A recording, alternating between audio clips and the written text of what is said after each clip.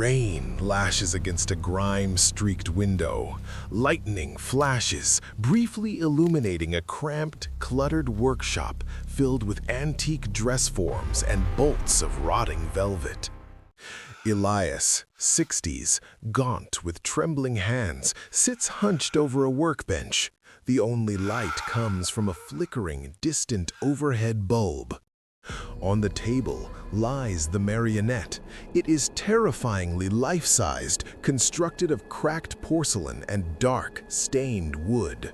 Its eyes are black glass beads. Its mouth is sewn shut with thick red thread.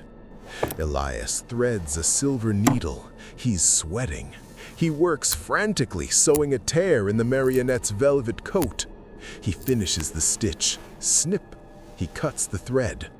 Elias exhales, terrified relief washing over him. He places the scissors down. He stands up and backs away, keeping his eyes glued to the doll. He reaches for a heavy canvas tarp and throws it over the marionette, obscuring it completely. Elias stands at a rusted sink in the corner of the room. He splashes cold water on his face. He looks into the cracked mirror above the sink. In the reflection, behind him, the canvas tarp on the workbench twitches. Elias freezes. Water drips from his chin. He slowly wipes his eyes and looks closer at the mirror. The tarp is sliding, slowly, inch by inch. It pools onto the floor. The workbench is empty. Elias spins around. The room is silent. The workbench is bare. The marionette is gone. Elias grabs a pair of heavy fabric shears for protection. He creeps forward, stepping over bolts of fabric. Creak! A floorboard settles above him. Elias looks up. Nothing but shadows and hanging dress forms swaying in the draft. He moves toward the front door. He reaches for the deadbolt. A wooden hand, articulate and spindly, reaches out from the coat rack beside the door and slams the lock shut. Elias jumps back, slashing the air with the shears. Nothing is there. He backs up, hyperventilating. He retreats toward the center of the room. The overhead bulb buzzes loudly. It flickers. Lightning flashes outside, creating a natural strobe effect in the room. The marionette is standing 5 feet away. Its head is cocked at an unnatural angle. The red thread on its mouth is torn open. Elias turns to run toward the back exit. He takes a step, but his leg jerks unnaturally. He halts. He tries to lift his left arm to defend himself. It shoots straight up into the air, stiff and rigid. Elias looks up in horror. Thin, translucent fishing lines are attached to his wrists. They glint in the lightning. The lines lead up into the darkness of the rafters. He struggles, pulling against the invisible force. His head is forced back by a string attached to his neck. High in the rafters, the marionette sits on a beam. It is holding a wooden cross brace. It tilts the brace. Elias's body is yanked violently upward like a rag doll.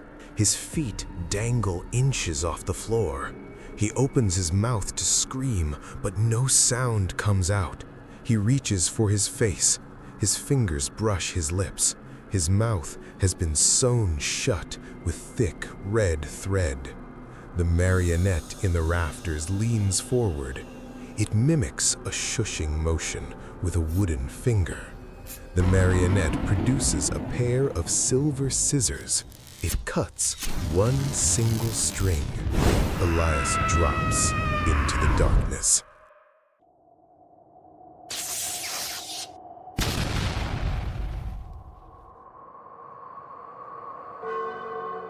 Did you know there's a village in England where the cure was a cage?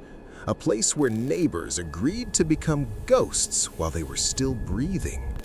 No one in, no one out. Not because soldiers forced them, because they volunteered. And once that decision was made, the village became a slow, public execution. The year is 1665. The plague is ripping through England like fire through dry paper. Then, a bundle arrives in a quiet village called Iam. It's just cloth, warm, folded, ordinary. But inside the fabric, fleas are hiding. And inside the fleas, something microscopic and hungry. Within days, people start to swell, fever, vomiting, blackened skin, the kind of sickness that turns a home into a quarantine and a family into a funeral. Here's the terrifying part.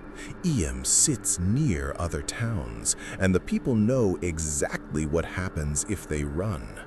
They'll carry the plague with them, on their clothes, on their hands, in their breath. So the village makes a decision so unthinkable, it still feels unreal. They will seal themselves off from the world, not for days, not for weeks, for as long as it takes. The plan is brutally simple. A boundary is drawn around the village, a plague line. Cross it, and you don't just risk your life, you risk everyone else's. Imagine what that means. No doctors coming to help, no markets, no running to family in the next town. The only way to survive is contactless mercy. Food is left at the border, money is left behind in exchange, sometimes soaked in vinegar because people believed it could kill infection. Now the plague doesn't just spread, it learns the village. It finds the weak scenes, the cramped homes, the shared wells, the crowded prayers. People begin dying so fast, there's no time for proper burials. Grief becomes a schedule. One day, it's your neighbor, then it's your cousin, then it's the person you love most. And the sick don't die quietly.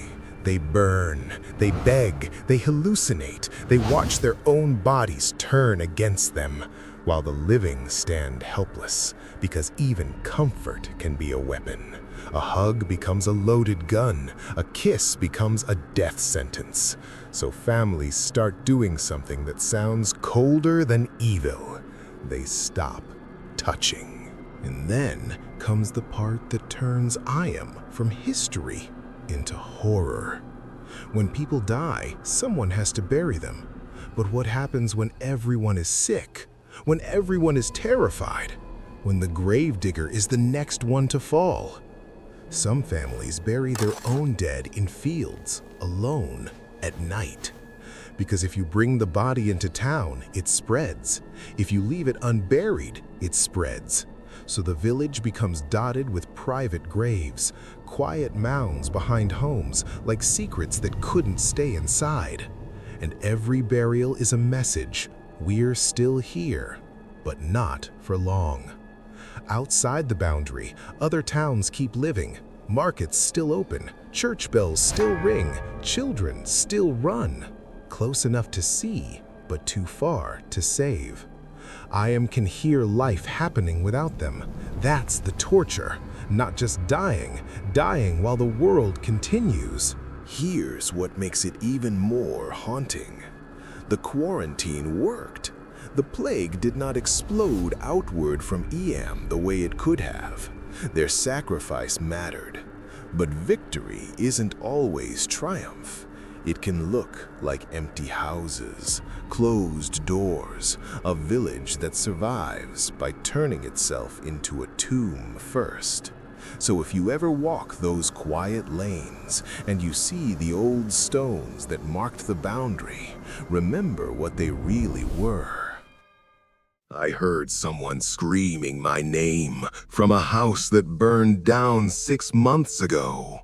I didn't tell anyone at first, because when you say something like that out loud, people look at you different. The house sits 2 doors down from mine, or what's left of it.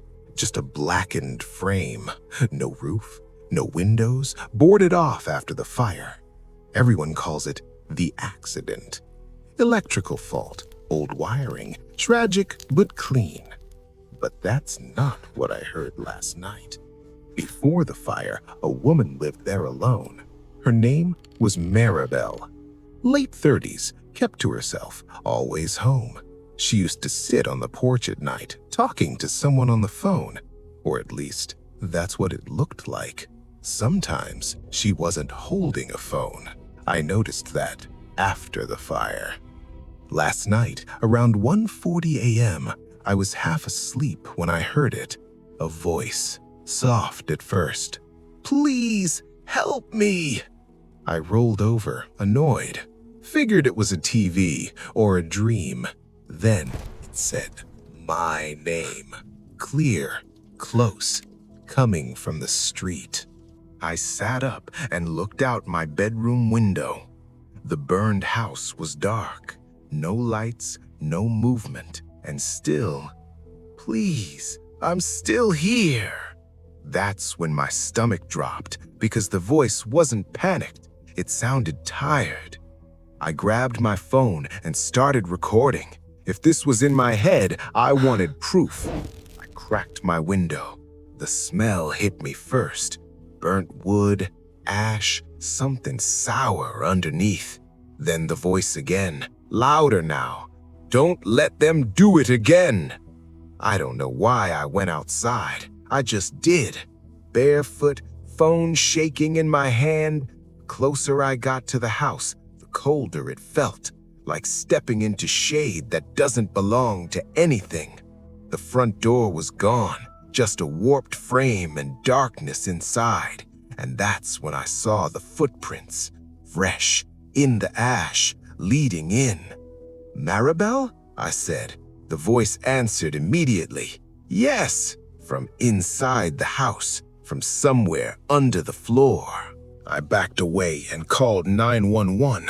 Told them someone was trapped in the burned house. They arrived fast. Too fast. Fire department, police. They searched the property. And here's the thing. They told me no body was ever found in the fire. No remains, no DNA. Maribel was listed as missing. As they were packing up, my phone buzzed. A voicemail. No missed call, just audio. I played it. It was my voice, whispering, "She's still here." That night, I didn't sleep, because every hour on the hour, I heard footsteps outside. Slow, dragging, and each time, the voice got closer. "Don't let them seal it." The next morning, the city showed up. They poured concrete into the foundation, said it was a safety hazard. As the cement filled the space, I heard screaming, not through the air, through my bones. It stopped the moment the last truck left. Silence. That was 3 weeks ago. Last night, I got another voicemail. No sound, just breathing.